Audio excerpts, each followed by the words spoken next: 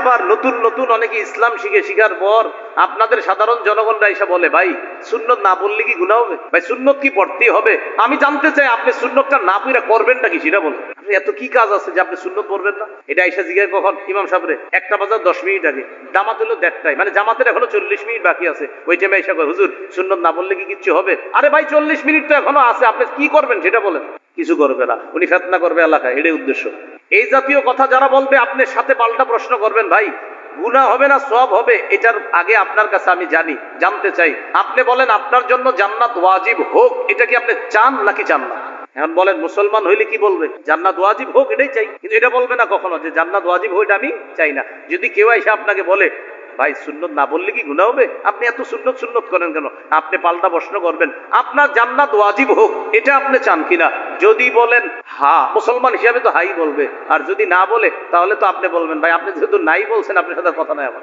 যদি বলে হ্যাঁ আমি চাই, তাহলে বলবেন তো নিয়মিত 12 রাকাত সুন্নত পড়বেন। হাদিসে আসছে কেউ যদি নিয়মিত 12 রাকাত সুন্নতের পাবন্দি করে ওয়াজাবাত লাহুল জান্নাত, তার জন্য জান্নাত ওয়াজিব হয়েছে। যারা নিয়মিত সুন্নত ছেড়ে দেয়, সুন্নত ছাড়তে এক পর্যায়ে ওরা ফরজও ছেড়ে দিবে, মনে রাখবেন। এই জন্য সুন্নত গুলাও গুরুত্ব দিব, ফরজ গুলার তো গুরুত্ব দিতেই হবে, কোনো সন্দেহ নেই। সফরে থাকলে ভিন্ন মাসালা, কিন্তু আপনি যখন কোনো কাজ কর্ম নাই, সফরে নাই, তখন আপনি এই মাসালা, এই প্রশ্ন কেন জিজ্ঞাসা করেন? রাসূলুল্লাহ সাল্লাল্লাহু আলাইহি সাল্লাম বলেন, কেউ যদি নিয়মিত 12 রাকাত সুন্নতের পাবন্দি করে ওয়াজাবাত লাহুল জান্নাহ, আল্লাহ তার জন্য জান্নাত ওয়াজিব করে দেয়, তার জন্য জান্নাত ওয়াজিব হয়ে যায়। প্রশ্ন আসে, ইবাদত কতদিন করব? সূরাতুল হিজরের 99 নম্বর আয়াতে আল্লাহ বলেন, ওয়া'বুদ রাব্বাকা হাত্তা ইয়াতিয়াকাল ইয়াকিন, মৃত্যু আসা পর্যন্ত তুমি তোমার রবের ইবাদত করো। এখান থেকে আরেকটি কথা বুঝে আসে, প্রত্যেকের মৃত্যু হয়ে যাবে, এই কথা নিশ্চিত এবং চূড়ান্ত। সূরা আনকাবুতের 57 নম্বর আয়াতে আল্লাহ বলেন, কুল্লু নাফসিন যায়িকাতুল মাউত, প্রতিটি নফস মৃত্যুর স্বাদ গ্রহণ করবে। 3টি গুরুত্বপূর্ণ কথা আমরা ইতিমধ্যে শিখে ফেললাম। আমি আপনি এখানে আমরা যারা আছি এবং সারা পৃথিবীর যত জিন ইনসান আছে, সকলকে আল্লাহ সৃষ্টি করেছেন ইবাদত করার জন্য। দ্বিতীয় যে বিষয়টি শিখলাম, ইবাদত করব কতদিন? মৃত্যু পর্যন্ত। তৃতীয় যে বিষয়টি শিখলাম, প্রতিটি নফস মৃত্যুর স্বাদ গ্রহণ করবে। কোনো মানুষ যদি পলায়ন করে মৃত্যু থেকে, এই পলায়ন তার কোনো কাজে আসবে না। সূরা আহজাবের 16 নম্বর আয়াতে আল্লাহ বলেন, কুল লা ইয়ানফাকুমুল ফিরারু ইন ফারারতুম মিনাল মাউত, নবী আপনি বলে দিন, যদি তোমরা মৃত্যু থেকে পালিয়ে বেড়াও, এই পালিয়ে বেড়ানো তোমাদের কিছুতেই কোনো কাজে আসবে না। সূরা নিসার 78 নম্বর আয়াতে আল্লাহ বলেন, আইনামা তাকুনু ইউদরিকুমুল মাউত, তোমরা যেখানেই থাকো মৃত্যু তোমাদেরকে পাকড়াও করবে। সূরা জুমুয়ার 8 নম্বর আয়াতে আল্লাহ বলেন, কুল ইন্নাল মাউতাল্লাযী তাফিররুনা মিনহু ফাইন্নাহু মুলাকীকুম, নবী আপনি বলে দিন, নিশ্চয়ই যেই মৃত্যু থেকে তোমরা পালিয়ে বেড়াও, এই মৃত্যু তোমাদের সাথে সাক্ষাৎ করবে। সূরা আরাফের 34 এবং সূরা ইউনুসের 49 নম্বর আয়াতে আল্লাহ বলেন, লিকুল্লি উম্মাতিন আজাল, ইযা জাআ আজালুহুম ফালা ইস্তাখিরুনা সাআতাও ওয়ালা ইস্তাকদিমুন, প্রত্যেকটি উম্মতের মৃত্যুর সময় নির্ধারণ করা। যখন মৃত্যু চলে আসবে তখন আগেও না পরেও না, তার নির্ধারিত সময় তার মৃত্যু হয়ে যাবে। অন্য আয়াতে আল্লাহ বলেন, ইন্না আজালাল্লাহি লাআত, নিশ্চয়ই আল্লাহর নির্ধারিত সময় এটা অবশ্যই এসে যাবে। গুরুত্বপূর্ণ 3টি কথা আমরা শিখে ফেললাম। কেন আছি দুনিয়াতে? রবের গোলামি করার জন্য। কতদিন? মৃত্যু পর্যন্ত। মৃত্যু হয়েই যাবে। অনেকগুলা দলিলের মাধ্যমে আমরা একথা স্পষ্টভাবে জানতে পারলাম, মৃত্যু চূড়ান্ত, নিশ্চিত। কবে হবে জানে আল্লাহ। 5টি বিষয় আল্লাহ ছাড়া কেউ জানে না। 21 পারা 13 নম্বর পৃষ্ঠা সূরা লোকমানের শেষের দিকে আল্লাহ বলেন, ইন্নাল্লাহা ইনদাহু ইলমুস সাআহ, কিয়ামত কখন হবে এই বিষয়টা আল্লাহর কাছে আছে। কিয়ামতের জ্ঞান এটা আল্লাহর কাছে। 2 নম্বর, ইউনাজ্জিলুল গায়স, বৃষ্টি কখন আল্লাহ নাজিল করবেন, কি পরিমাণ নাজিল করবেন এটা আল্লাহ জানেন। 3 নম্বর, ওয়ায়ালামু মা ফিল আরহাম, মায়ের পেটের সন্তান, রেহেমের সন্তান ছেলে হবে না মেয়ে হবে, আকৃতি আসার আগ পর্যন্ত সেটা আল্লাহ বলতে পারবেন এটা কি ছেলে না মেয়ে। আকৃতি আসলে মেশিনই ধরা খায়, কিন্তু আকৃতি আসার আগ পর্যন্ত এটা কি ছেলে হবে না মেয়ে হবে শুধু জানেন আল্লাহ। 4 নম্বর, ওয়ামা তাদরি নাফসুম মাযা তাকসিবু গাদা, কোন মানুষ জানে না আগামীকাল কি উপার্জন করবে। আমার আপনার আশা থাকে কালকে আমি এটা এটা কামাই করব, এই করব, এটা আশা থাকতে পারে, তবে আসলে কি হবে এটা আল্লাহ জানে। 5 নম্বর, ওমা তাদরি নাফসুম বিআইয়ি আরদিন তামুত, কোন মানুষ জানে না কোথায় কোন জমিনে সে মৃত্যুবরণ করবে। 5টি বিষয় আল্লাহর কাছে আছে। 5টি বিষয়ের জ্ঞান শুধু আল্লাহর কাছে। এই 5টির মধ্যে একটি হলো মৃত্যু। মৃত্যু কখন, কোন জমিনে, কোথায় হবে এটা জানেন আল্লাহ, তবে হবে এই কথা নিশ্চিত। কখন হবে জানেন আল্লাহ। আবার চলে আসি 3 কথায়। কেন দুনিয়াতে আসি? আল্লাহর গোলামি করব। 2 নম্বর, কতদিন গোলামি করব? মৃত্যু পর্যন্ত। 3 নম্বর, মৃত্যু হয়েই যাবে, এ কথাই চূড়ান্ত সত্য কথা এবং চিরসত্য কথা এবং এটাই নিশ্চিত কথা। এই হলো আজকের আলোচনার ভূমিকা। মূল আলোচনা আমি আপনাদের সামনে 5টি কথা বলবো ইবাদত সম্পর্কে। কেন সৃষ্টি করেছেন? ইবাদত। এই ইবাদত সম্পর্কে 5টি কথা বলবো। 5 কথা শেষ হবে, আলোচনাটিও শেষ হয়ে যাবে ইনশাআল্লাহ। মনোযোগ সহকারে আলোচনাটি শুনলে আশা করি আমি এবং আপনারা, আমরা উভয়ে মিলেমিশে কিছু কথা শিখতে পারবো ইনশাআল্লাহ। 1 নম্বর, ইবাদতের আবিধানিক পারিভাষিক অর্থ। 2 নম্বর, পবিত্র কোরআনে ইবাদত মৌলিকভাবে কত প্রকার। 3 নম্বর, হাদিসে ইবাদত সম্পর্কে কি বলা হয়েছে। 4 নম্বর, উপকারিতা লাভের দিক থেকে ইবাদত কত প্রকার। 5 নম্বর, আমরা কয় মাধ্যমে ইবাদত করি। বাস এই 5টি আলোচনা হলো। প্রথম আলোচনা ইবাদতের আবিধানিক পারিভাষিক অর্থ। একটা কিতাব আছে নাম আল উবুদিয়্যা, এটার বাংলা হলো দাসত্ব বা গোলামি। এই কিতাবের 23 নম্বর পৃষ্ঠা আছে। ইবাদতের আসল অর্থ হলো আয-যুল্লু, নত হওয়া, বিনয়ী হওয়া, নম্র হওয়া। আল ইবাদা ফিল ইসলাম একটা কিতাব আছে। এই কিতাবের 28 নম্বর পৃষ্ঠা আছে। কুল্লু খুদুইন লাইসা ফাওকাহু খুদুউন। ইবাদত বলা হয় প্রত্যেক এমন বিনয়কে যেই বিনয়ের পর আর বিনয়ী হওয়া যায় না, এটাকে বলা হয় ইবাদত। এই কিতাবেরই 30 নম্বর পৃষ্ঠা আছে। আল ইবাদাতু হিয়া আত-তাআতু মা গায়াতিল খুদু'। চূড়ান্ত বিনয়ের সাথে আল্লাহর আনুগত্য করাকে ইবাদত বলে। একটু আগে এসে দেখেছি আপনারা এশার সালাত জামাতে আদায় করেছেন। যারা আদায় করতে পেরেছেন, জামাতে হোক অথবা একাকীও করে ফেলেছেন হয়তো অনেকে আদায়, আল্লাহ সকলের সালাতকে ভুল ত্রুটি থাকলে ক্ষমা করে দিয়ে আল্লাহ কবুল করে নেন। যারা আদায় করতে পারিনি, মাইকের আওয়াজ যদ্দূর যাচ্ছে, এই আওয়াজের মধ্যে আমার কথা যে মা বোনরা সহ যারা শুনছেন, যদি এশার সালাত পড়ে না থাকেন পড়ে নেন, আল্লাহ যেন সকলকে পড়ার তৌফিক দান করেন। এশার নামাজ আজকে যারা পড়েছেন অথবা একটু পরে পড়বেন বলে আশাবাদী। এই এশার নামাজের মধ্যে যতগুলো মুসল্লি ছিলেন, এদের মধ্যে যার বিনয়ী হওয়াটা, যার আনুগত্য প্রকাশ করাটা সবচাইতে বিনয়ের সাথে হয়েছে, আল্লাহর কাছে আজকের এশায় যে সবচেয়ে বেশি ছোট হিসাবে নিজেকে আল্লাহর কাছে উপস্থাপন করেছে, তার ইবাদতটা আল্লাহ তত বেশি কবুল করছে। এটা হলো ইবাদতের আবিধানিক অর্থ, চূড়ান্ত বিনয়ের সাথে আল্লাহর আনুগত্য করা। আজকে থেকে যত নামাজ পড়ব, যত ইবাদত করব, প্রতিটি ইবাদতে যেন আমি সবচেয়ে বেশি আল্লাহর কাছে ছোট হতে পারি, নত হতে পারি, আল্লাহ তৌফিক দান করেন। ইবাদতের পারিভাষিক অর্থ। আল উবুদিয়্যা কিতাবের 23 নম্বর পৃষ্ঠা আছে। আল ইবাদাতু হিয়া ইসমুন জামিউন লিকুল্লি মা ইউহিব্বুহু আল্লাহু ওয়া ইয়ারদাহু মিনাল আকওয়ালি ওয়াল আ'মালিজ যাহিরা ওয়াল বাতিনা। সহজে অনুবাদ করি আমি।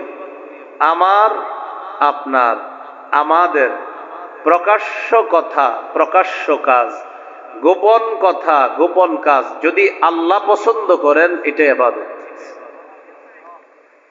এখন আমি আপনাদের সামনে কথা বলতেছি প্রকাশ, আপনারা যারা কথা শুনতেছেন প্রকাশ, আমার বলা আর আপনাদের শ্রবণ করা, এটা যদি আল্লাহ পছন্দ করেন, তো আমার বলাটা এবং আপনাদের শ্রবণ করা উভয়টাকে আল্লাহ ইবাদতে গণ্য করে নিশ্চিত সওয়াব দিয়ে দিয়েছে। তাহলে কি শিখলাম?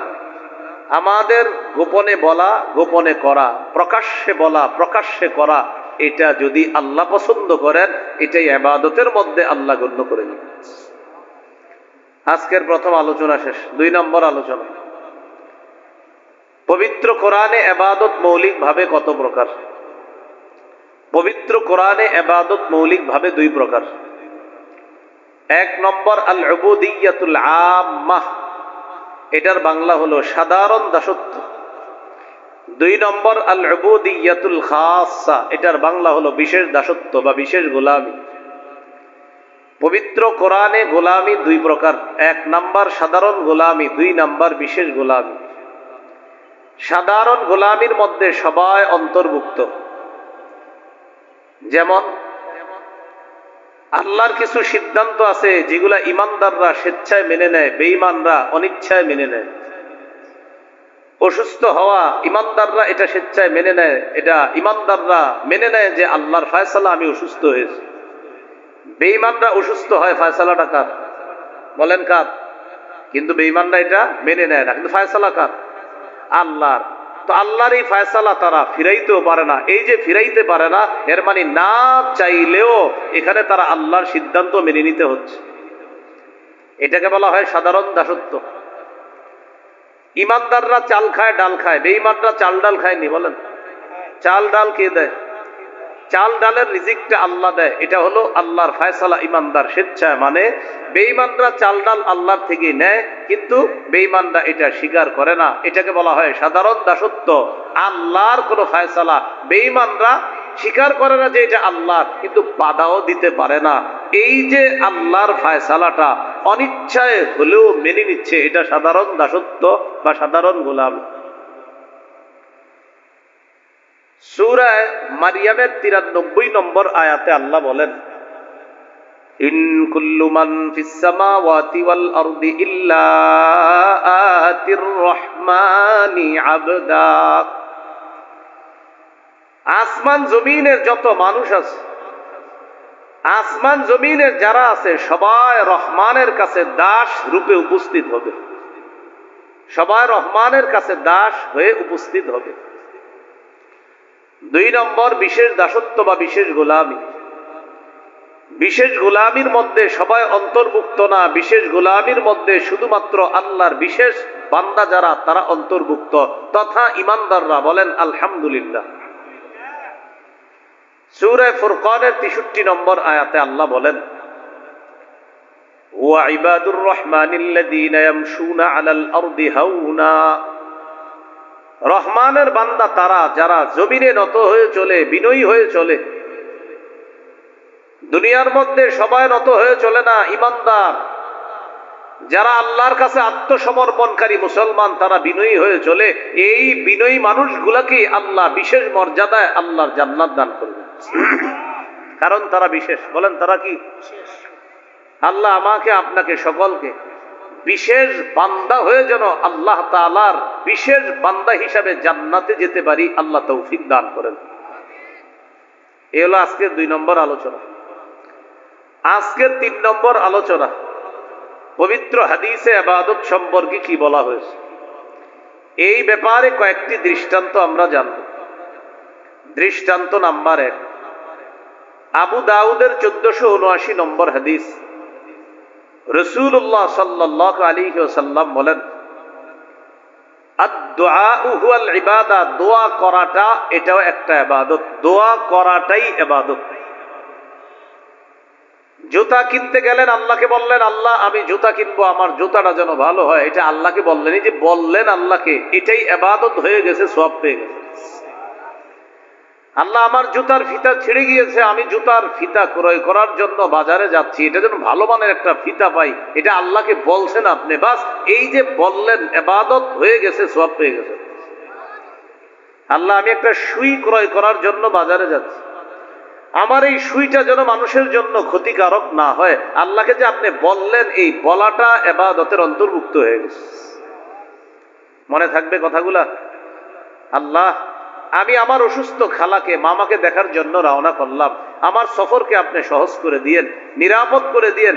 আমি যেন নিরাপত্তার সাথে, নিরাপদে, জান মালের অ্যাক্সিডেন্ট থেকে হেফাজত হয়ে আমি আমার অসুস্থ খালাকে দেখে আবার যেন আমি নিরাপদে ফিরে আসতে পারি।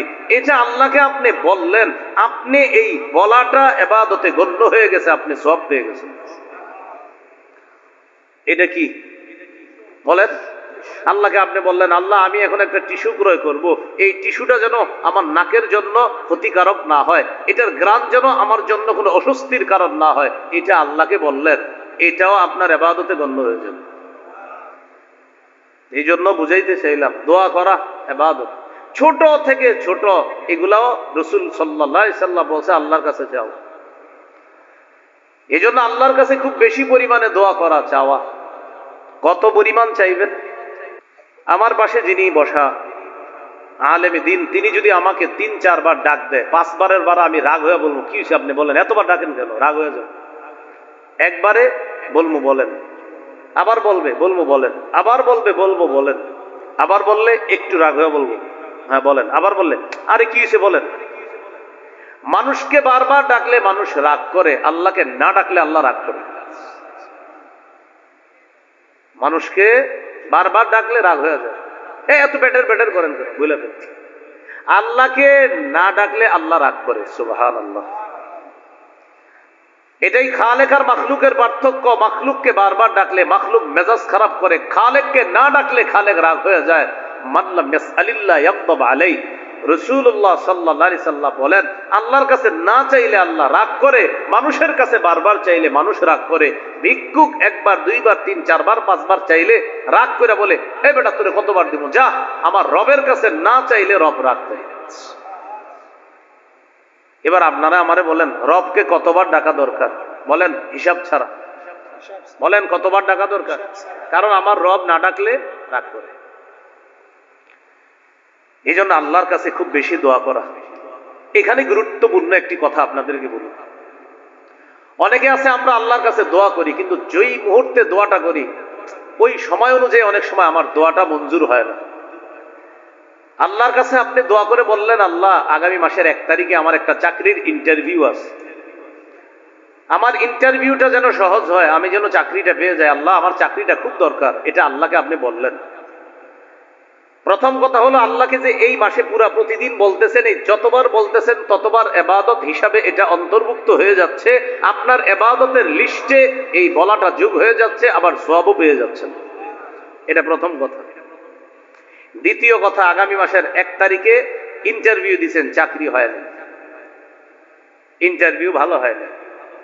এখন আপনি ইমাম সাহেবরা এসে ধরছেন, হুজুর এতবার কইলাম কইল না। এই জন্য মনে রাখবেন, বলেন আজকে থেকে যত দোয়া করব, সবাই বলেন দোয়া করার পর 4টি কথা মাথায় রাখবো। 1, হয়তো আমার রব নগদ দোয়াটি কবুল করবেন। 2, নগদ কবুল না করে আমার জন্য যখন মঙ্গল তখন কবুল করবে। 3, আমার এই দোয়াটি কবুল না করে প্রার্থনাকৃত বিষয়টি আল্লাহ না দিয়ে অন্য একটি বিপদ থেকে আমাকে উদ্ধার করবে। 4, উপরোক্ত 3টি যদি না হয়, আখিরাতে নিশ্চিত এই কবুল না করা দোয়ার প্রতিদান আল্লাহ দিয়ে দিবে। কয় কথা মাথায় রাখা? 4 কথা। জান্নাতে অনেক ব্যক্তির মর্যাদা বাড়বে। ওই ব্যক্তি বলবে আল্লাহ আমার এত মর্যাদা বাড়তেছে। আল্লাহ তাআলা বলবেন তোমার অনেকগুলা দোয়া আমার কাছে করেছো, আমি সবগুলা দোয়ায় সাড়া দিছি, যতবার বলেছো সাড়া দিছি, বাকি সবগুলো আমি মঞ্জুর করি নাই। তোমার যেগুলো কল্যাণকর ছিল সেগুলা দুনিয়াতে মঞ্জুর করে দিয়েছি, যেগুলা কল্যাণকর তোমার জন্য দুনিয়াতে আমি মনে করি নাই সেগুলা মঞ্জুর করি নাই। এখন মঞ্জুর যেহেতু করি নাই, আখিরাতে তোমাকে দিয়ে দিলাম, এই কারণে তোমার এত মর্যাদা আমি বাড়ায় দিলাম। কোন বর্ণনায় এসেছে ওই ব্যক্তি তখন বলবে ইস দুনিয়াতে যদি আমার আরো কিছু দোয়া কবুল না হইতো তো মর্যাদা আরো বাড়ত। তাহলে আল্লাহর কাছে যে দোয়াটা করব আমার চাওয়া অনুযায়ী আল্লাহ দিয়ে দিবে। যে আগামী মাসের 1 তারিখে আল্লাহ আমার যেন চাকরিটা হয়, হতে পারে ওই দিনই হয়ে যাবে।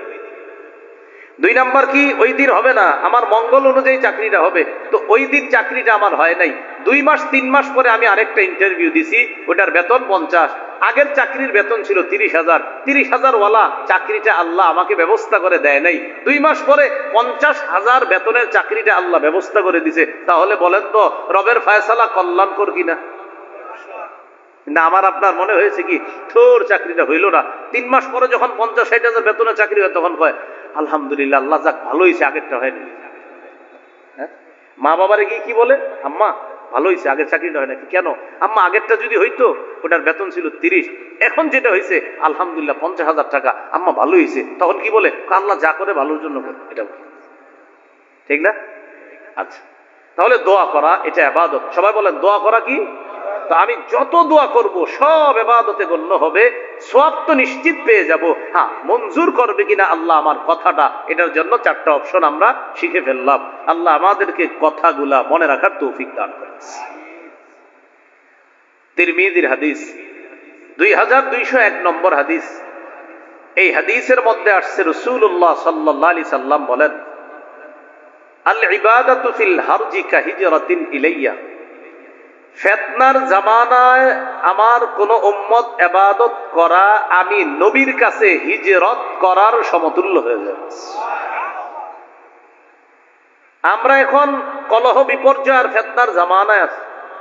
এই জামানায় যারা আল্লাহর ইবাদত 1 মিনিট করতে পারতেছেন, শুকরিয়া আদায় করবেন যে আধা মিনিট আল্লাহর ইবাদত করতেছে, তার চাইতে আল্লাহ আপনাকে আধা মিনিট বেশি তৌফিক দান করছেন। যে ব্যক্তি আল্লাহকে 100 বার ডাকার সুযোগ পেয়েছেন, সুযোগ পাওয়ার পর শুকরিয়া আদায় করবেন যে 99 বার রবকে ডেকেছে, আলহামদুলিল্লাহ আল্লাহ ওর চেয়ে একবার আমাকে বেশি স্মরণ করার তৌফিক দান করছে। যে 100 বার 1000 বার আল্লাহকে ডাকার সুযোগ পাবেন, শুকরিয়া আদায় করবেন।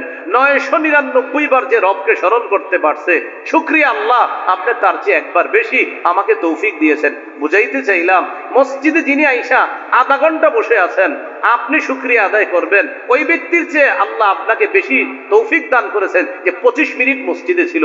আপনি শুকরিয়া আদায় করবেন, আলহামদুলিল্লাহ আজকে আমি আধা ঘন্টা ছিলাম, অন্যজন 25 মিনিট ছিল, রব আপনার শুকরিয়া, আধা ঘন্টা তো আমার কোনো গুনাহ হয় নাই, শুকরিয়া আদায় করবেন। এটা কি বুঝাইলাম? ইবাদতের সুযোগ যত বেশি পাইবেন এই জামানায়, আপনি শুকরিয়া আদায় করবেন। কেন? নবী বলছে এটা ফিতনার জামানা, এই জামানায় ইবাদত করাটা আমি নবীর কাছে হিজরত করার সমতুল্য। আবু দাউদের হাদিস, নবীজি বলেন শেষ জামানায়, ফিতনার জামানায় আমার এক উম্মত ইবাদত করলে আল্লাহ তাআলা তাকে 50 জনের সওয়াব দান করবেন। সাহাবীগণ নবীজির সামনে, সাহাবীগণ প্রশ্ন করলেন, আজরু 50, হুজুর আপনি যে বললেন 50 জনের সওয়াব দান করবে, এই 50 জন কারা? এটা কি ওই যুগের 50 জন নাকি আমাদের 50 জন? কথার কথা, এই এলাকার কেউ ইবাদত করলেন, তাকে আল্লাহ 50 জনের নেকি দান করলেন। এখন এই 50 জন কি আপনার এই এলাকার নাকি নবীর সামনে যারা ছিল তাদের? নবীজি বললেন, শোনো, আজরু 50 মিনকুম, তোমরা 50 জন ইবাদত করলে যেই সওয়াব পাইতা, তোমাদের 50 জনের নেকি ফিতনার জামানায় আমার এক উম্মতকে আল্লাহ দান করবে। এইজন্য এই জামানায় ইবাদত এক তো করতে পারা, রবের শুকরিয়া বেশি আদায় করবেন আর বলবেন আল্লাহ আজকের চেয়ে কালকে যেন একটু আপনারে বেশি স্মরণ করতে পারি, আপনি তৌফিক দিয়েন। পরের দিন আল্লাহকে বলবেন, আল্লাহ আপনার শুকরিয়া, গত 2 দিন আমারে যে পরিমাণ তৌফিক দিয়েছেন ইবাদত করার, আগামীকালকে যেন আরেকটু বেশি পারি। মাবুদ আমি ফিতনার জামানায় আছি, এই জামানায় ইবাদত করা আপনার নবীর কাছে হিজরত করার মতো, এই জামানায় ইবাদত করা 50 জনের নেকির সমপরিমাণ। আল্লাহ এই সুযোগগুলা যেন আমি গ্রহণ করতে পারি, আপনি আমাকে বেশি থেকে বেশি তৌফিক দান করুন। সবকিছুর কৃতিত্ব কাকে দেওয়া? ইবাদত করতে পারার কৃতিত্ব আল্লাহকে দেওয়া, আবার ভবিষ্যতে করতে যেন পারি এটাও আল্লাহর কাছে চাওয়া। এই জন্য তো আল্লাহ আমাদেরকে সূরা ফাতিহায় শিখিয়ে দিয়েছে, ইয়্যাকা না'বুদু ওয়া ইয়্যাকা নাস্তাঈন। অর্থ কি? আমরা আপনারই ইবাদত করি এবং আপনার কাছেই সাহায্য চাই। এর মানে কি? এর মানে তাফসীর এটাও একটা, এই যে এশার নামাজ পড়লাম, আল্লাহ আমরা আপনারই ইবাদত করি, এর মানে এশার নামাজটা এটা আপনার ইবাদত। ওয়া ইয়্যাকা নাস্তাঈন, আবার আপনার কাছেই সাহায্য চাই, এর মানে হলো আল্লাহ আগামী যে ফজরের নামাজটা আছে এটা যেন পড়তে পারি, আপনার কাছে অগ্রিম সাহায্য চেয়ে রাখলাম, আপনি তৌফিক দিয়েন। এটা ইয়্যাকা না'বুদু ওয়া ইয়্যাকা নাস্তাঈন অনেকগুলো তাফসীরের এটা একটা তাফসীর, যে আল্লাহ আপনার তো ইবাদত করি আমরা, এই যে নগদ ইবাদত করতেছি, পরবর্তী ইবাদতটা যেন করতে পারি, ওয়া ইয়্যাকা নাস্তাঈন সাহায্য চাই আপনার কাছে, আপনি তৌফিক দিয়েন যেন পরের ইবাদতটা করতে পারি। আরেকটা হাদিস শুনেন, মুসনাদে আহমদ হাদিসের কিতাব 6895 নম্বর হাদিস। এই হাদিসের মধ্যে আসছে রাসূলুল্লাহ সাল্লাল্লাহু আলাইহি সাল্লাম বলেন,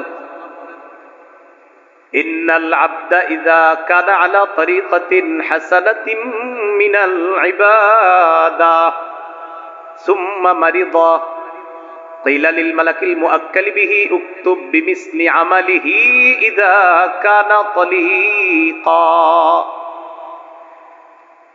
কোন ব্যক্তি ইবাদতের সুন্দর একটা পদ্ধতি গ্রহণ করেছে, এই ব্যক্তি নিয়মিত ইবাদতটা করে, সুম্মা মারিদা একদিন অসুস্থ হয়ে গেছে। এইখানে যারা আছেন অব্যাহত 10 পৃষ্ঠা কোরআন তেলাওয়াত করে, ফজরের পরে 10 পৃষ্ঠা পরে, মাগরিবের পরে 10 পৃষ্ঠা নিয়মিত উনি এক পারা কোরআন তেলাওয়াত করে, কথার কথা বললাম।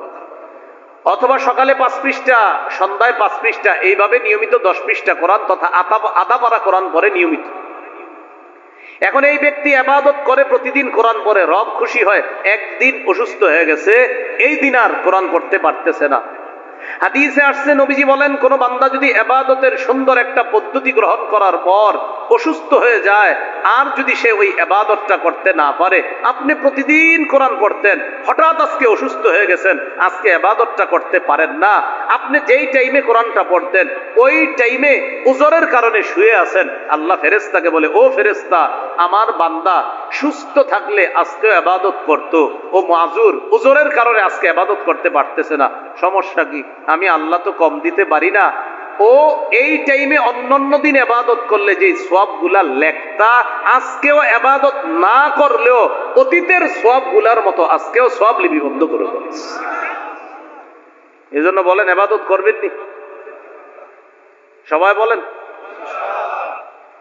আল্লাহ তৌফিক দান করেন। তাহলে দোয়া করা, বলেন ইবাদত, দোয়া করা, এই যুগে ইবাদত করা নবীর কাছে কি করার সমতুল্য? হিজরত করার। আর আরেকটা জানলাম, নিয়মিত সুন্দর ইবাদত যদি করতে পারি, হঠাৎ অসুস্থ হয়ে গেল, আল্লাহ মায়া করে ওই ইবাদত করাকালীন যে সওয়াবটা আল্লাহ দিতেন, উজরের কারণে শুয়ে আছি, আল্লাহ সওয়াব বন্ধ করবেন না।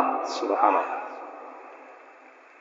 আরেকটা হাদিস শুনেন, সহিহুল জামে হাদিসের কিতাব 4214 নম্বর হাদিস।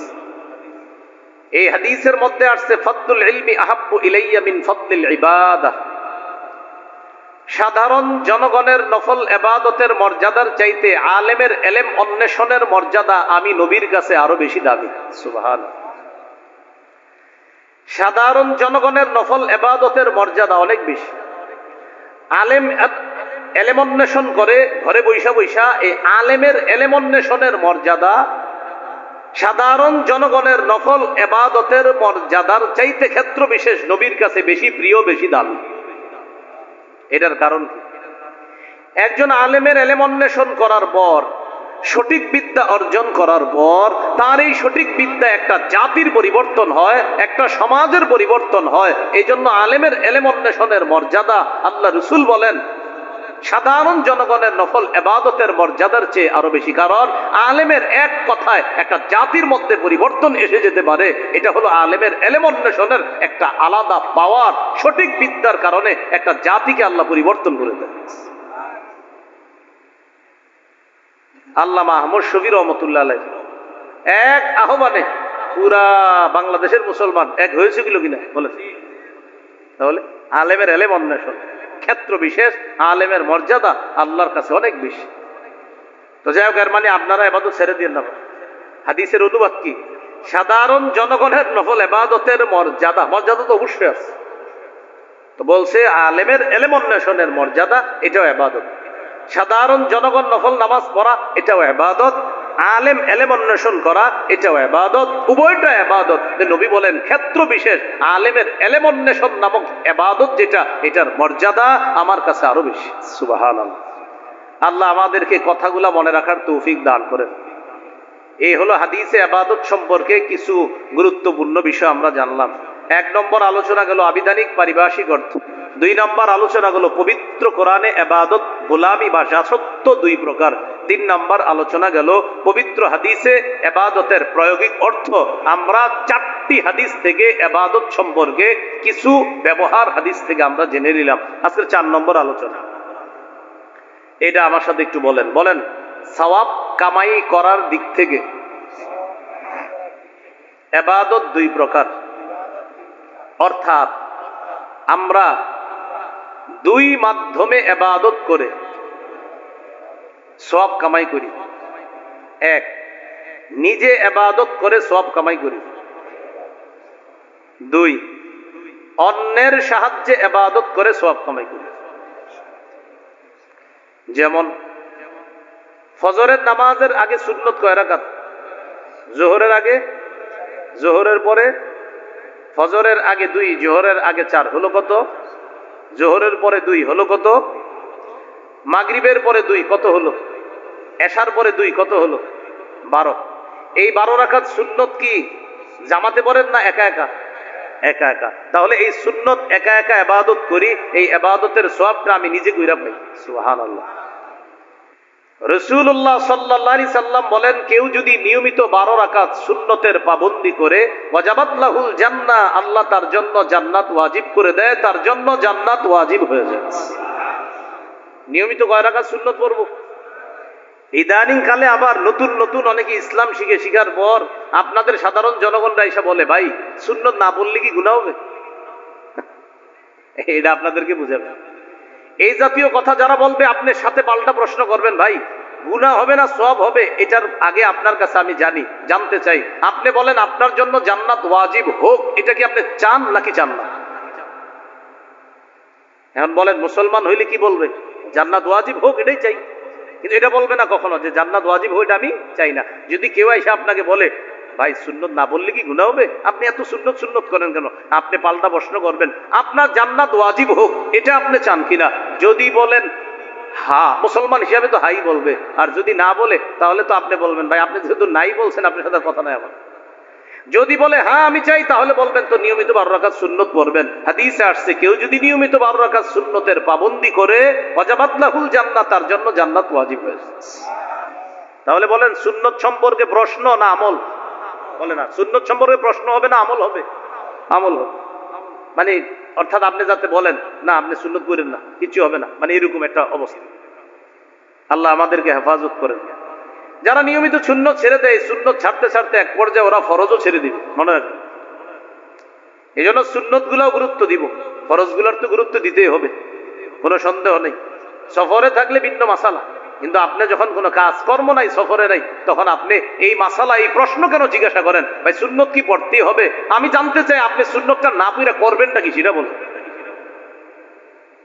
আপনি এত কি কাজ আছে যে আপনি সুন্নত পড়বেন না? এটা আইসা জিজ্ঞাসা কখন ইমাম সাহেবরে, আপনার 1টা বাজার 10 মিনিট আগে, জামাত হলো 1:30, মানে জামাতের এখনো 40 মিনিট বাকি আছে। ওই টাইমে আইসা কয়, হুজুর সুন্নত না বললে কি কিচ্ছু হবে? আরে ভাই 40 মিনিট তো এখনো আছে, আপনি কি করবেন সেটা বলেন। কিছু করবে না, উনি ফিতনা করবে এলাকায়, এটাই উদ্দেশ্য। তাহলে সওয়াব কামাই করার দিক থেকে ইবাদত কয় প্রকার? 1 নাম্বার, নিজে ইবাদত করে সওয়াব কামাই করা, যেমন সুন্নত নামাজগুলা পড়া। রাসূলুল্লাহ সাল্লাল্লাহু আলাইহি সাল্লাম বলেন, কেউ যদি নিয়মিত 12 রাকাত সুন্নতের যত্ন নেয়, ওয়াজাবাত লাহুল জান্নাহ, তার জন্য জান্নাত ওয়াজিব হয়ে যায়। 2 নাম্বার, অন্যের সাহায্যে ইবাদত করে সওয়াব কামাই করা, যেমন জামাতের সাথে নামাজ পড়া। জামাতের সাথে নামাজ একা পড়া যায় না, কমপক্ষে 2 জন লাগে। এই জন্য জামাতের সাথে নামাজ পড়া, এটা হলো অন্যের সাহায্যে ইবাদত। রাসূলুল্লাহ সাল্লাল্লাহু আলাইহি সাল্লাম বলেন, একাকী নামাজ পড়ার চাইতে জামাতে নামাজ পড়লে 27 গুণ বেশি সওয়াব আল্লাহ দান করেন। তাহলে একটা হলো নিজে ইবাদত করে সওয়াব কামাই করা, আরেকটা অন্যের সাহায্যে। নিজে ইবাদত করে সওয়াব কামাই করার আরেকটা দৃষ্টান্ত আমরা সবাই পড়ি, আলহামদুলিল্লাহ।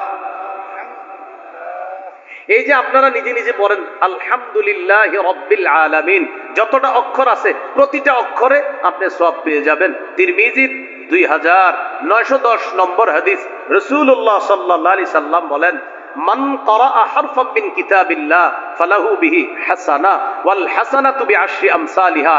কেউ যদি কোরআনের একটি অক্ষর পড়ে, তার আমলনামায় 10টি নেকি লিপিবদ্ধ হবে। এই জন্য কোরআন পড়বেন। মসজিদে বসে রয়েছেন, সুন্নত পইরা এখনো 10 মিনিট বাকি আছে, জামাতের কাজ, সময়গুলা কাজে লাগান। আলাপ করেন না, গল্প করেন না, সুবহানাল্লাহ পড়েন। হুজুর অনেকক্ষণ পড়ছি, আলহামদুলিল্লাহ পড়েন। লা ইলাহা ইল্লাল্লাহ পড়েন, আল্লাহু আকবার পড়েন। শুধু সব পড়ছি, এরপরে সময় রয়ে গেছে।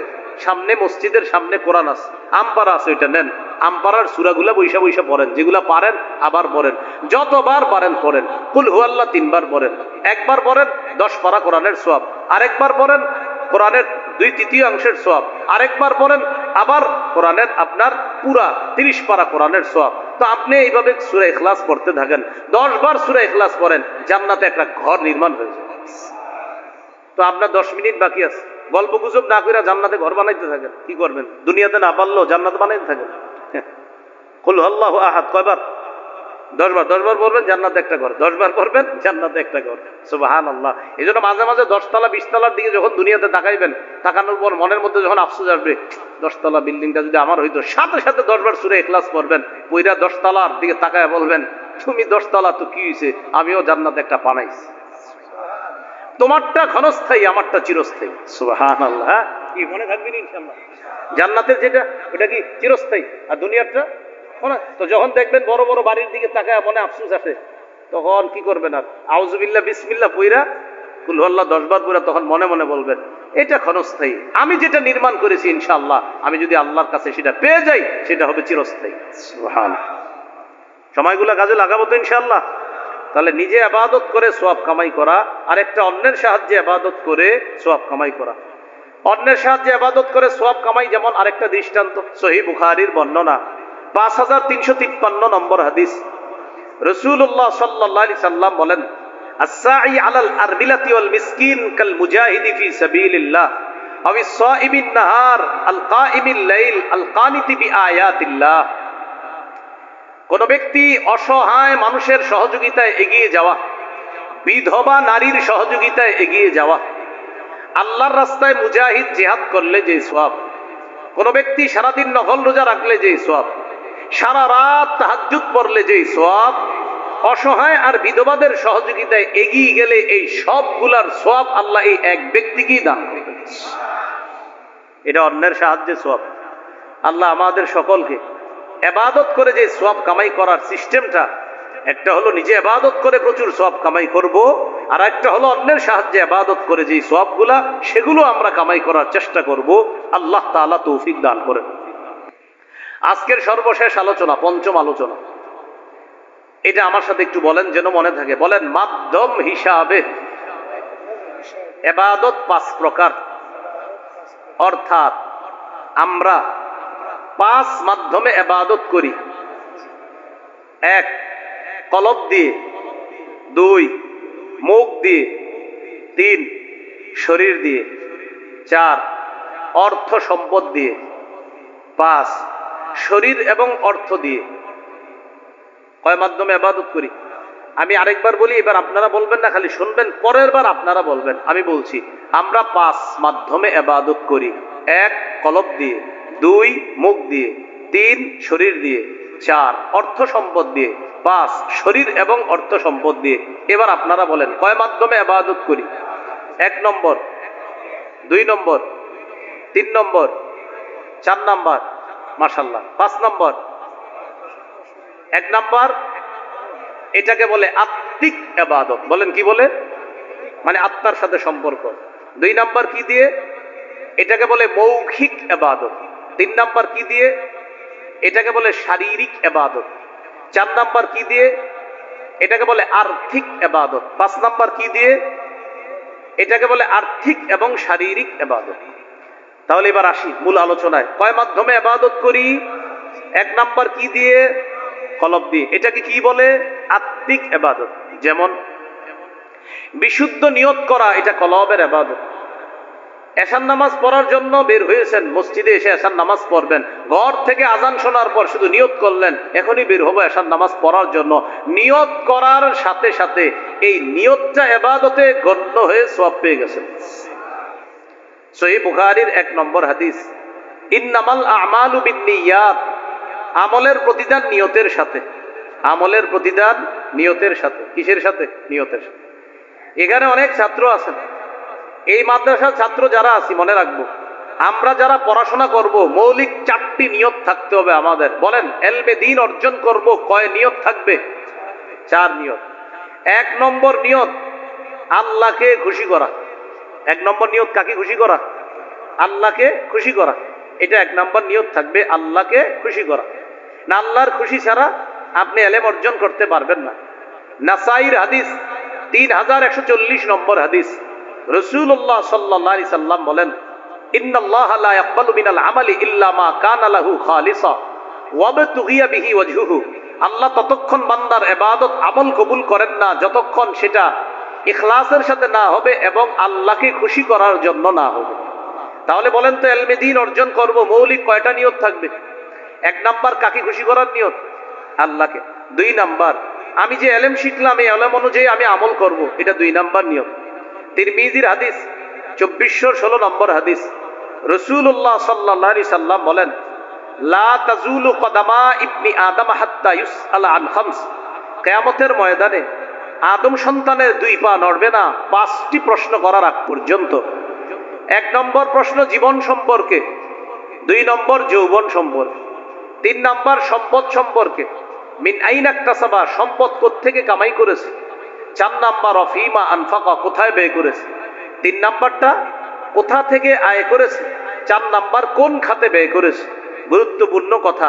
অনেক মানুষ কামাই করে হালাল কিন্তু খরচ করে হারাম খাতে। হালাল খাতে আপনার কামাই করে, ভালো খাত থেকেই কামাই করে কিন্তু খরচ করে হারাম খাতে। হালাল টাকা কামাই করে জুয়া খেলছে। এখন আপনারা বলেন, হালাল কামাই করে এই যে জুয়া খেললো, ব্যয় কি হালাল হলো না হারাম হলো? মাশাআল্লাহ, হালাল উপার্জন। এই হালাল উপার্জনের মাধ্যমে সে গানের কনসার্টে সহযোগিতা করলো। বলেন, তার হালাল দিয়ে যে ব্যয় করলো, ব্যয়ের খাত কি হালাল হলো না হারাম হলো? হারাম হলো।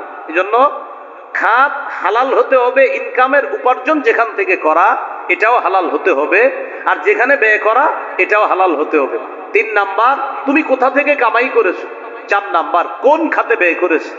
পাঁচ নাম্বার প্রশ্ন হবে, বিমাজা আমিলা ফিমা আলিমা, যা জেনেছে এই জানা অনুযায়ী আমল করেছে কিনা, এটা হবে পাঁচ নাম্বার প্রশ্ন।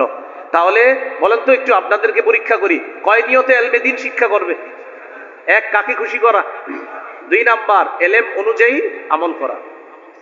তিন নাম্বার নিয়ত থাকবে, আল্লাহ যদি মুখ দিয়ে বলার যোগ্যতা দান করে তাহলে মুখ দিয়ে ছাত্রদের সামনে বলা, মুখ দিয়ে মানুষের সামনে বলা, মুখ দিয়ে জুমার মিম্বরে বসে বলা, মুখ দিয়ে আত্মীয় স্বজনকে আমার জানা বিষয়টা বলার চেষ্টা করা।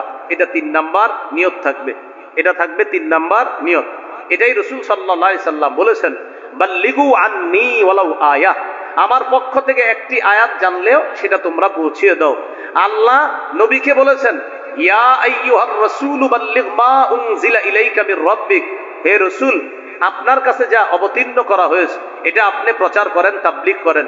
সহিহ বুখারী 105 নম্বর হাদিস, রাসূলুল্লাহ সাল্লাল্লাহু আলাইহি সাল্লাম বললেন, আলা হাল বাল্লাগতু, ও সাহাবীরা, আমাকে আল্লাহ যা পৌঁছাইতে বলেছেন আমি কি তা পৌঁছিয়েছি? সাহাবীরা বললেন, অবশ্যই পৌঁছিয়েছেন। আবার বললেন, আলা হাল বাল্লাগতু, এই শোনো, আমি কি আমার উপর অর্পিত দায়িত্ব তোমাদের কাছে পৌঁছিয়েছি? সাহাবীরা বললেন, পৌঁছিয়েছেন। আবার বললেন, আলা হাল বাল্লাগতু, এই শোনো, আমি কি আমার দায়িত্ব পৌঁছিয়েছি? সাহাবীরা বললেন, পৌঁছিয়েছেন। তিনবারই বললেন, আল্লাহুম্মা শাহাদ, আল্লাহ আপনি সাক্ষী থাকেন, আল্লাহ আপনি সাক্ষী থাকেন, আল্লাহ আপনি সাক্ষী থাকেন।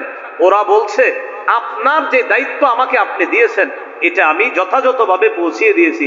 এবার নবী সাহাবীদেরকে বললেন, শোনো, লিউবাল্লিগিশ শাহিদুল গায়বা ওয়া ফি রিওয়ায়া মিনকুমুল গায়বা, এখানে তোমরা যারা উপস্থিত আছো, তোমাদের উপস্থিত যারা আছে তারা যেন আমার এই বাণীগুলো অনুপস্থিতদের কাছে প্রচার করে দেয়, পৌঁছায় দেয়। তাহলে বলেন তো, কয় নিয়তে ইলম শিখা?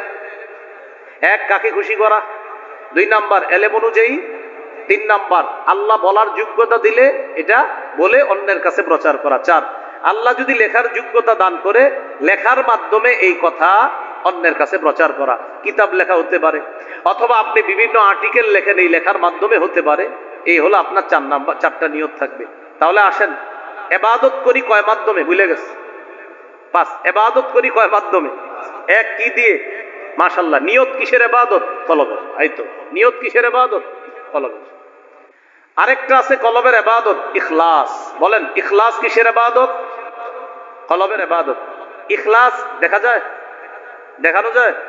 আচ্ছা, আমি আপনাদেরকে দেখাই, দেখি দেখানো যায় কিনা। আবার সবাই বলেন, ইখলাস কি দেখানো যায়? না, ইখলাস কি দেখা যায়? বলেন না। ইখলাস দেখা যায়? দেখানো যায়? ইখলাস আছে না নাই শুধু কে দেখবে? আল্লাহ দেখবে। এবার ইখলাস যে দেখানো যায় না, দেখেন আমরা একটু আপনাদের সাথে একটু বলি। পবিত্র কোরআনে যতগুলা সূরা আছে সব সূরার নাম সূরার মধ্যে পেয়ে যাবেন খুঁজলে, তালাশ করলে। যেমন কুল আউযু বিরাব্বিন নাস, বলেন তো আপনারা সূরার নাম কি? কুল আউযু বিরাব্বিল ফালাক সূরার নাম কি? তাহলে নাম ফালাক, সূরার মধ্যে ফালাক আছে কিনা? মাশাআল্লাহ। তাব্বাত ইয়াদা আবি লাহাব সূরার নাম কি? লাহাব আসেনি সূরায়? আচ্ছা। ইযা জাআ নাসরুল্লাহি ওয়াল ফাতহ সূরার নাম কি? নাসর আসেনি? কুল ইয়া আইয়ুহাল কাফিরুন সূরার নাম? সূরার মধ্যে কাফিরুন আছে? আচ্ছা। ইন্না আ'তাইনাকাল কাউসার সূরার নাম? আরাআইতাল্লাযী ইউকাযযিবু বিদ্দীন শেষ আয়াত হলো ওয়ায়ামনাউনাল মাউন সূরার নাম? লিইলাফি কুরাইশ সূরার নাম? আলাম তারা কাইফা ফাআলা রাব্বুকা বিআসহাবিল সূরার নাম? সূরার মধ্যে ফিল আসেনি? একটা সূরা আমি থুয়ে গেছি, কোনটা? হ্যাঁ বলেন সবাই কি? এবার সূরার নাম কি দেখি, ইখলাস সূরার মধ্যে আছে কিনা আমি পড়ি। কুল হুয়াল্লাহু আহাদ, পাইলাম না। আল্লাহুস সামাদ, লাম ইয়ালিদ ওয়া লাম ইউলাদ ওয়া লাম ইয়াকুল লাহু কুফুয়ান আহাদ, কই? কেন নাই? আসলে আছে। আসলে বলেন সবাই কি বলেন? আসলে, কিন্তু সরাসরি নাই। আল্লাহ বুঝাইতে চায়, বান্দা সূরার নাম ইখলাস, সূরার মধ্যে ইখলাস শব্দটা আমি আল্লাহ রাখি নাই কেন জানো? তোমাদেরকে শিক্ষা দিলাম ইখলাস দেখানো যায় না, ইখলাস দেখা যায় না, এটা লালন ধালন পালন করতে হয়, এটা শুধু আমি আল্লাহ দেখি। মনে থাকবে নি? আপনাদের কিন্তু খুব সুন্দর একটা জিনিস শিখিয়ে দিচ্ছি। ইখলাস এটা দেখা যায় না, এটা দেখানো যায় না, আল্লাহ শিখিয়ে দিলেন সূরার নাম ইখলাস।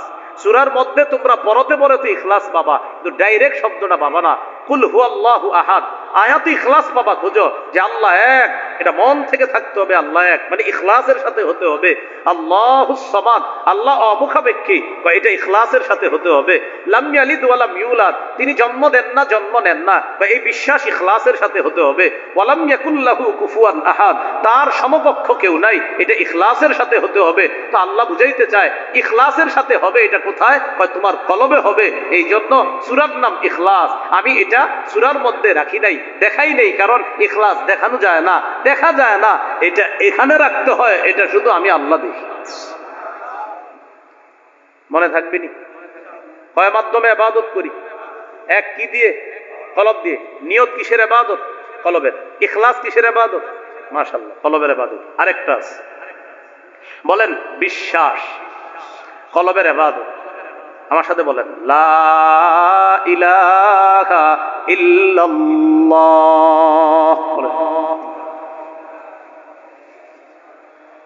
আল্লাহ ছাড়া কোনো ইলাহ নাই, এই বিশ্বাস অন্তরে রাখা অন্তরের ইবাদত। তাহলে নিয়ত অন্তরের ইবাদত, ইখলাস অন্তরের ইবাদত, লা ইলাহা ইল্লাল্লাহর বিশ্বাস এটা অন্তরের ইবাদত। আল্লাহ কথাগুলা মনে রাখার তৌফিক দান করেন। কয় মাধ্যমে ইবাদত করি? এক কি দিয়ে? কলব। দুই নাম্বার জানি কি দিয়ে ইবাদত করি? মুখ। মুখের ইবাদত যেমন তিলাওয়াতুল কোরআন, কোরআন তেলাওয়াত করা, এটা মুখের ইবাদত। কি করা? কোরআন তেলাওয়াত করা, এটা মুখের ইবাদত। এই ইবাদত তো আমাদের শুধু রমজানে হয়। রমজান মাসে অনেকে কোরআন খতম দেয়, 1, 2, 3, 4 খতম। 27 রমজান, 27তম রজনীতে ইমাম সাহেবের কাছে একটা চিঠি লেখ, হুজুর দাদার জন্য 1 খতম, দাদির জন্য 1 খতম, নানার জন্য 1 খতম, নানির জন্য 1 খতম, আর 14 গোষ্ঠীর যারা মারা গেছে তাদের জন্য আরেক খতম। খতমগুলো আপনি বকশায়া দিয়েন। কি করে দিয়েন? বকশায়া দিয়েন। উনি খারাপ নিয়তে এটা লেখেন নাই, কিন্তু আমি আপনাদেরকে জিজ্ঞাসা করতে চাই, এই যে হুজুরে লেখলেন বকশায়া দিয়েন, বকশানোর আগে কই ছিল এটা? না আমারে বুঝাই দেন, আমারে বুঝাই দিলে আমিও বকশাম। আপনি যে লেখলেন 27তম রজনীতে হুজুর দাদার জন্য 1 খতম, দাদির জন্য 1 খতম, বকশায়া দিয়েন মানে পৌঁছায়া দিয়েন। আচ্ছা হুজুরে পৌঁছানোর আগে এটা কই ছিল? মানে বাতাসে ঘুরতেছিল? বুঝা, হ্যাঁ বুঝা গেছে না?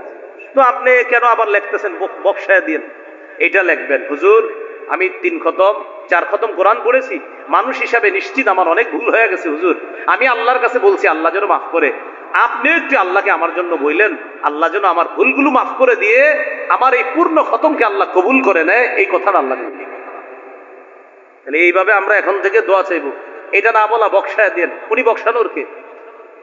আল্লাহ আমাদেরকে কথাগুলা বোঝার তৌফিক দান করেন। তিলাওয়াতুল কোরআন বলতেছিলাম, এটা অনেক মুসলমান রমজান মাসে শুধু পড়ে। তো 27তম রজনীতে কোরআন খতম করার পর স্ত্রীকে বলে মলাটের মধ্যে কোরআনটা রাইখা দাও, আবার আগামী রমজানে ইনশাআল্লাহ বাঁচায় রাখলে আবার দিবা। 27তম রজনীতে কোরআন তেলাওয়াতও শেষ হয়, আর অনেক মুসলমানের তারাবির নামাজও শেষ হয়ে যায়। 28, 29, 30তম রজনী যদি আল্লাহ দিয়ে দেয় আর কি, ওই দিনগুলোতে আল্লাহ বাঁচাইছে যে রোজা রাখে। আল্লাহ জানে কয়দিন পরে এই 27 পর্যন্ত যে কোন ফেতনা আসে আমি চিন্তা আছি। এখন আপনার তেলাওয়াত ছেড়ে দেয় 27-এর পরে, আর তারাবিটাও ছেড়ে দেয়। কবে থেকে মানুষ এটা নিয়ে আবার বইলা ফেলে, আল্লাহ হেফাজত করুক, যে 27তম রোজা রাখছি, তারপরে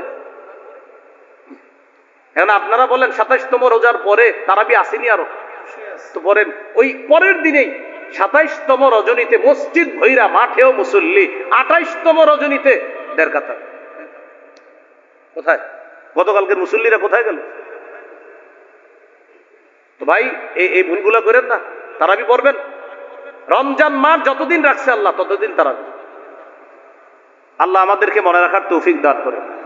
আসি তিলাওয়াতুল কোরআন, প্রতিদিন কোরআন তেলাওয়াত করবেন। আমি সহ আমরা সবাই প্রতিদিন 3টি কাজ ছাড়বো না মরা পর্যন্ত। বলেন কয়টি? বলেন কোরআন তেলাওয়াত, 5 ওয়াক্ত নামাজ, সাধ্য অনুযায়ী দান সদকা। আবার কোরআন তেলাওয়াত, 5 ওয়াক্ত নামাজ, সাধ্য অনুযায়ী দান সদকা, এই 3টি আমল বলেন কেউ যদি নিয়মিত করে, সে আল্লাহর সাথে এমন ব্যবসা করবে যেই ব্যবসায় কোনো লস নাই, শুধু লাভ আর লাভ। বলেন তো লাভজনক ব্যবসা প্রতিদিন কয় আমল? 3 আমল। কোরআন তেলাওয়াত, 5 ওয়াক্ত নামাজ, সাধ্য অনুযায়ী দান সদকা। সূরা ফাতির 30-31 নম্বর আয়াতে আল্লাহ বলেন, ইন্নাল্লাযীনা ইয়াতলুনা কিতাবাল্লাহ ওয়া আকামুস সালাহ ওয়া আনফাকু মিম্মা রাযাকনাহুম সিররাও ওয়া আলানিয়াহ ইয়ারজুনা তিজারাতাল লান তাবুর। যারা নিয়মিত কোরআন তেলাওয়াত করবে এবং 5 ওয়াক্ত সালাত আদায় করবে এবং আল্লাহর দেয়া রিজিক থেকে গোপনে প্রকাশ্যে দান করবে, ইয়ারজুনা তিজারা, তারা এমন ব্যবসার আশা করে, লান তাবুর, যে ব্যবসা কখনো ধ্বংস হবে না, লাভ আর লাভ। এজন্য পদ্ধতিটা এভাবে করবেন, প্রতিদিন ফজর দিয়ে আপনার সকাল শুরু হবে, ফজরের পর কোরআন তেলাওয়াত করবেন। এরপর যখন অফিসে যাবেন, চাকরিতে যাবেন, কাজে যাবেন, যাওয়ার সময় সাধ্য অনুযায়ী 2, 5, 10 টাকা যা পারেন দান করে এই 3টি আমল নিয়মিত করবো ইনশাআল্লাহ। তাহলে 2 নম্বর মৌখিক ইবাদত। মৌখিক ইবাদতের মধ্যে একটা ইবাদত হলো তিলাওয়াতুল কোরআন, কোরআন তেলাওয়াত করা। করবনি নিয়মিত ইনশাআল্লাহ। আল্লাহ মৌখিক ইবাদত আরেকটা জিকরুল্লাহ, আল্লাহর জিকির করা। রাসূলুল্লাহ সাল্লাল্লাহু আলাইহি সাল্লাম বলেন, আহাব্বুল কালামি ইলাল্লাহি আরবা, আল্লাহর কাছে 4টি কথা সবচেয়ে পছন্দের। 1 নম্বর সুবহানাল্লাহ, 2 নম্বর আলহামদুলিল্লাহ, 3 নম্বর লা ইলাহা ইল্লাল্লাহ, 4 নম্বর আল্লাহু আকবার। এই 4টার মধ্যে সবচেয়ে শ্রেষ্ঠ হলো আফজলুজ যিকরি লা ইলাহা ইল্লাল্লাহ, আল্লাহর কাছে সবচাইতে শ্রেষ্ঠ জিকির লা ইলাহা ইল্লাল্লাহ।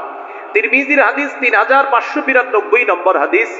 রাসূলুল্লাহ সাল্লাল্লাহু আলাইহি সাল্লাম বলেন, মা ক্বালা আব্দুন ক্বাত্তু লা ইলাহা ইল্লাল্লাহ খালিসান মুখলিসান, কোন ব্যক্তি যদি ইখলাসের সাথে একবার পড়ে লা ইলাহা ইল্লাল্লাহ, ইল্লা ফুতিহাত লাহু আবওয়াবুস সামাই হাত্তা তুকজিয়া ইলাল আরশ, আসমানের সবগুলা দরজা খুলে দেওয়া হয় তার লা ইলাহা ইল্লাল্লাহ যেন আরশ পর্যন্ত পৌঁছে যায়।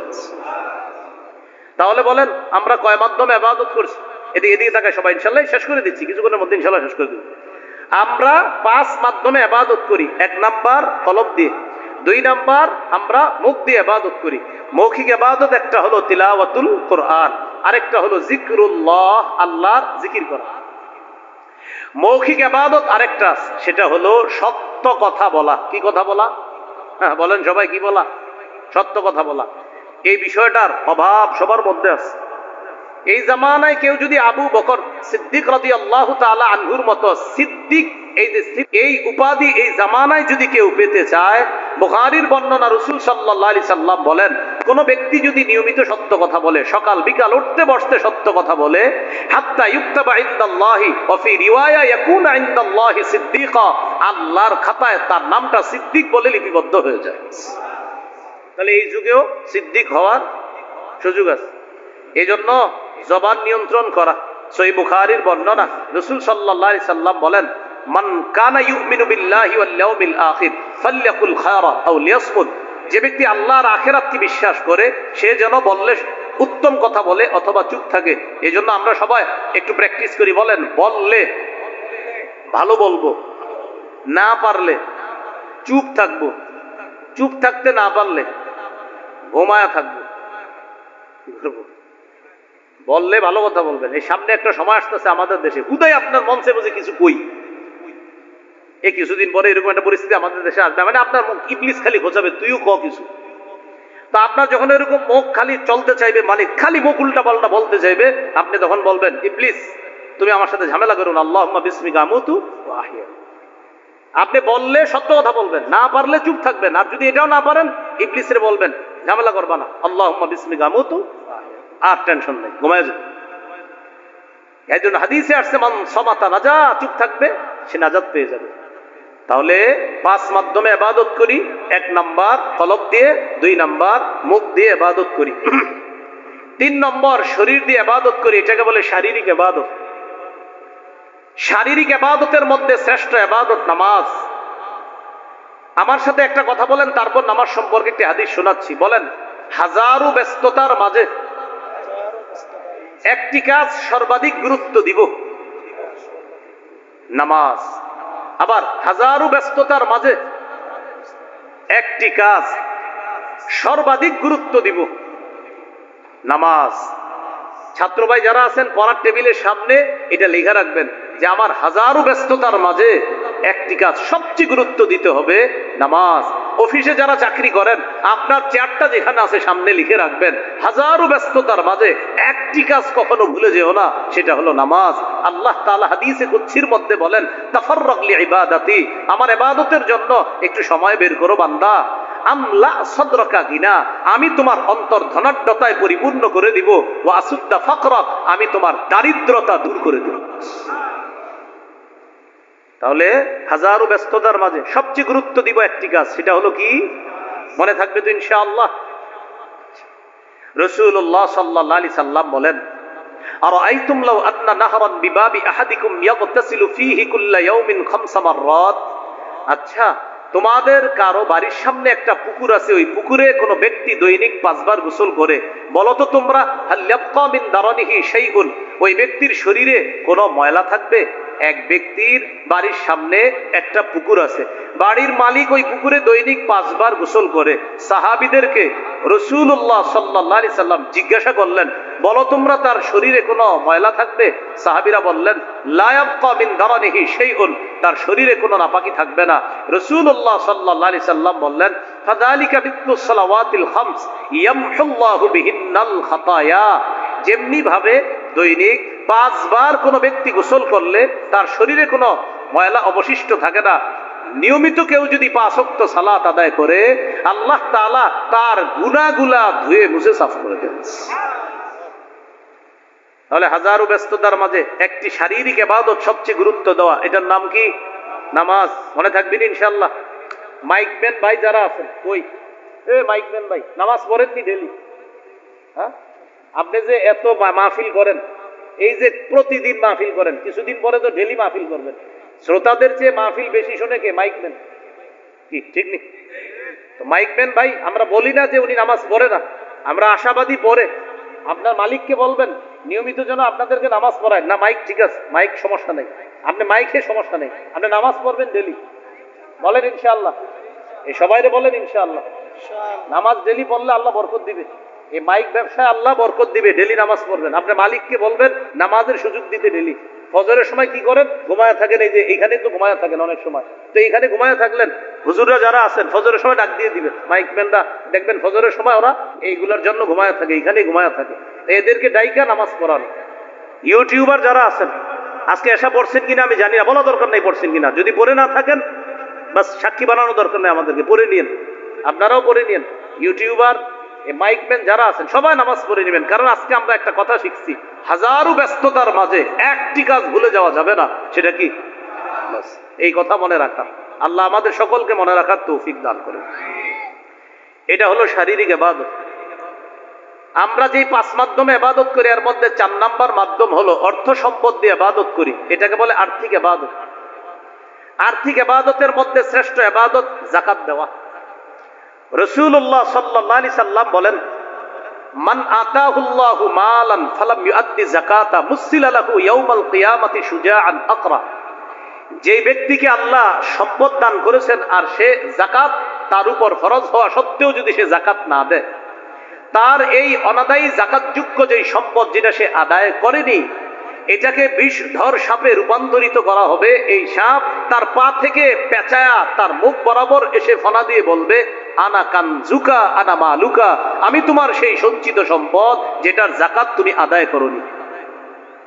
তাহলে যারা যাকাত ফরজ হওয়ার পরেও যাকাত আদায় করেননি, অতীতের বকেয়া যাকাত গুলা, এই টাঙ্গাইলের বড় বড় মুফতি সাহেব যারা, তাদের সাথে বসে অতীতের বকেয়া যাকাতের হিসাবগুলা বের করে নেবেন, বের করে অতীতের যাকাতগুলাও দিয়ে দিবেন। আগামীতে ইনশাল্লাহ যাকাত যখন ফরজ হবে ইনশাল্লাহ যাকাতগুলা আদায় করে নেবেন। আল্লাহ তাআলা নামাজের সাথে সাথে যাকাতের কথা বলছেন, আকিমুস সালাহ ওয়া আতুজ যাকাত, আকিমুস সালাহ ওয়া আতুজ যাকাত, নামাজ কায়েম করো, যাকাত আদায় করো। যিনি রাষ্ট্রনায়ক হবেন তার 4টি কাজের মৌলিক যোগ্যতা থাকবে। সূরা হজের 41 নম্বর আয়াতে আল্লাহ বলেন, আল্লাযীনা ইম্মাক্কান্নাহুম ফিল আরদি আকামুস সালাহ ওয়া আতাউজ যাকাত ওয়া আমারু বিল মা'রুফ ওয়া নাহাউ আনিল মুনকার। মুসলমানদের রাষ্ট্রনায়ক যিনি হবে, আল্লাহ বলেন যাদেরকে আমি রাষ্ট্রের ক্ষমতায় বসাই তারা মৌলিক 4টি কাজ করবে। 1 নাম্বার আকামুস সালাহ, রাষ্ট্রীয়ভাবে নামাজ প্রতিষ্ঠিত করবে।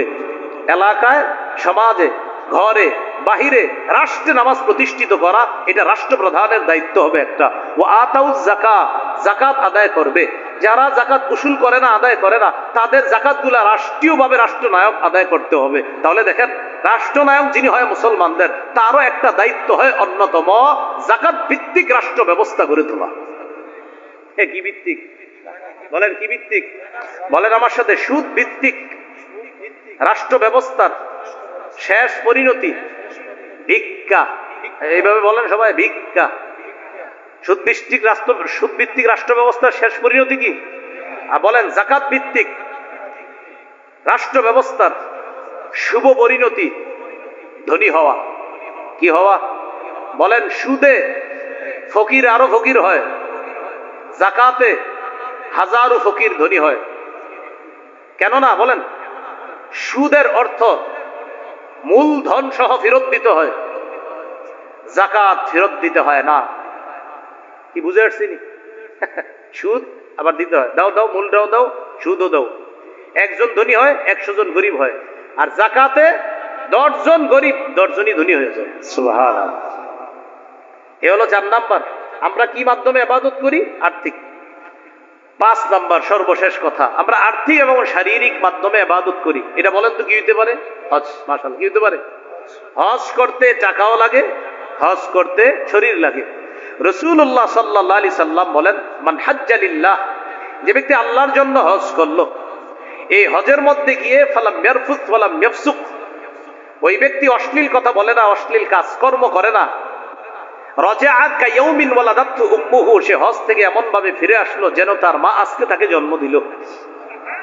যার উপর হজ ফরজ, সে যদি টানা 5 বছর হজ না করে, আল্লাহ তাআলা হাদিসে কুদসির মধ্যে বলেন, ইন্না আবদান সাহহাতু লাহু জিসমা, এক ব্যক্তির শরীর আমি ভালো রাখলাম। ওয়াসাতু আলাইহি ফিল মাঈশা, আবার তাকে আমি অর্থনৈতিক সক্ষমতা দান করলাম। তামজি আলাইহি খামসাতু আওয়াম, এইভাবে তার উপর 5টি বছর অতিবাহিত হয়ে গিয়েছে। লা ইয়াফিদু ইলাইয়া, সে আমার কাছে আসলো না। লা মাহরুম, সে বঞ্চিত হবে, সে হতভাগা। 5 বছর হজ ফরজ হয়ে গেছে লোকটার উপর, আল্লাহ ডাকে আসো, আসে না, আসো, আসে না, আসো, আসে না, এইভাবে ডাকতে থাকে। 5 বছর হয়ে গেলে সে আল্লাহর ডাকে সাড়া দেয় না। আল্লাহ বলে লা মাহরুম, ও হতভাগা, ও বঞ্চিত, ও হতভাগা। আল্লাহ আমাদের সকলকে কথাগুলা মনে রাখার তৌফিক দান করেন। সবাই দিয়ে তাকান, মূল আলোচনা শেষ করছি। আমরা আজকে ইবাদত সম্পর্কে 5টি কথা জানলাম। এক নাম্বার আবিধানিক পারিভাষিক অর্থ। ইবাদতের আবিধানিক অর্থ নত হওয়া, বিনয় হওয়া। পারিভাষিক অর্থ একটু মন দেন, অনেকে নতুন করে আসছেন। আমরা প্রকাশ্যে যা করি, যা বলি, গোপনে যা করি, যা বলি, এটা যদি আল্লাহ পছন্দ করেন এটা ইবাদত। দুই নাম্বার, পবিত্র কোরআনে মৌলিকভাবে দাসত্ব দুই প্রকার। এক সাধারণ দাসত্ব, দুই মৌলিক বিশেষ দাসত্ব। সাধারণ দাসত্বে সবাই অন্তর্ভুক্ত, বিশেষ দাসত্বে শুধু মুমিনরা অন্তর্ভুক্ত। আল্লাহ আমাদেরকে বিশেষ দাস হওয়ার তৌফিক দান করেন। তিন নাম্বার, হাদিসে ইবাদত। দোয়া করা জানি কি? মাশাআল্লাহ। এই যুগে ইবাদত করা নবীর কাছে কি করার সমতুল্য? এই যুগে এক উম্মতের ইবাদত কয়জনের সওয়াব? মাশাআল্লাহ। কোন ব্যক্তি ইবাদতের সুন্দর পদ্ধতি গ্রহণ করছে, ডেলি করে, হঠাৎ অসুস্থ হয়ে গেছে, আজকে আর সওয়াব পাবে না। মাশাআল্লাহ, আজকেও সওয়াবটা আল্লাহ দান করবেন। আলেমের ইলম অন্বেষণ ইবাদত, বলেন আলেমের ইলম অন্বেষণ। আবার সাধারণ জনগণের নফল ইবাদত ইবাদত। এই হাদিসের ইবাদত জানলাম। চার নাম্বার, বলেন তো আমরা সওয়াব কামাই যে করি, এই সওয়াব কামাই করার দিক থেকে ইবাদত কয় প্রকার? এক নাম্বার, নিজে ইবাদত করে সওয়াব কামাই করি। দৃষ্টান্তটা আলেম ছাড়া অন্যরা দেন, বলেন তো কি হইতে পারে? সুন্নত। এই তো, হ্যাঁ বলেন কি হইতে পারে? সুন্নত। জান্নাত ওয়াজিব হয় দৈনিক কয় রাকাত সুন্নতের পাবন্দি করলে। আচ্ছা, দুই নাম্বার, অন্যের সাহায্যে ইবাদত, যেমন দৃষ্টান্ত জামাতে নামাজ পড়া। শেষ কথা, আমরা কয় মাধ্যমে ইবাদত করি? এক নাম্বার কি দিয়ে? কলব দিয়ে। আচ্ছা, কলবের ইবাদতের একটা দৃষ্টান্ত আপনাদের সাধারণ শ্রোতাদের মধ্যে একজন বলেন। মাশাআল্লাহ। আরেকটা বলেন ইখলাস, আরেকটা বলেন বিশ্বাস। আচ্ছা, দুই নাম্বার কোন মাধ্যমে ইবাদত করি? মুখের একটা ইবাদতের দৃষ্টান্ত দেন, আরেকটা দেন, আরেকটা সত্য কথা বলা। হ্যাঁ, এটা বলেন না কেন, কি বলা? সত্য কথা। তিন নাম্বার, আমরা কি মাধ্যমে ইবাদত করি? শরীর। শারীরিক ইবাদতের শ্রেষ্ঠ দৃষ্টান্ত কি? নামাজ। চার নাম্বার, আর্থিক। আর্থিক ইবাদতের শ্রেষ্ঠ দৃষ্টান্ত যাকাত। পাঁচ নাম্বার, আর্থিক এবং শারীরিক কি শ্রেষ্ঠ দৃষ্টান্ত? হজ করা। আল্লাহ আমাদের সকলকে যে কথাগুলা বললাম, শুনলাম, আমরা সবাই যেন কথাগুলা মনে রাখতে পারি, স্মরণ রাখতে পারি। আল্লাহ তৌফিক দান করেন। এবার আবার একটা কথা শুনেন। এই যে একটা মজলিসে আপনারা বসা, এই মজলিসে বৈশা কথা শুনতেছেন আর যিনি বলতেছে, এটাও ইবাদত। আলেমদেরকে সম্মান করা, আলেমদেরকে সম্মান করা, আলেমদের মর্যাদা দেওয়া, এটাও কিন্তু আল্লাহ তাআলা অনেক পছন্দ করে। একজন সম্মানিত আলেম আপনাদের সামনে কথা বললে এই যে মহব্বতের সাথে কথাগুলা শুনেন, যিনি কথা বলে এটা তার কাছে ভালো লাগে, যারা শুনে তার কাছেও ভালো লাগে। আল্লাহও এই দৃশ্যটা পছন্দ করে। তো এই সুন্দর দৃশ্যটা যে আল্লাহ পছন্দ করে, আমরা খুশি কিনা? যারা দাঁড়িয়ে আছি দাঁড়িয়ে থাকেন, বাস পিছনে যাওয়া দরকার নেই, এইভাবে থাকেন। যারা বসে আছেন বসে আছেন, যারা আশেপাশে বসে আছেন বসে থাকেন, ঠিক যে যে অবস্থায় আছেন এইভাবে থাকেন। আর যদি দাঁড়ানোর আপনারা যারা যদি মনে করেন বসা উচিত, তো বসে যান। আমার কথা হলো, এখান থেকে যে যে অবস্থায় আছেন নড়বেন না, আল্লাহর রাস্তে নড়বেন না। মেহমান আসবে, কথা বলবে, কথাগুলা শুনবেন, আল্লাহ আমল করার তৌফিক দান করেন।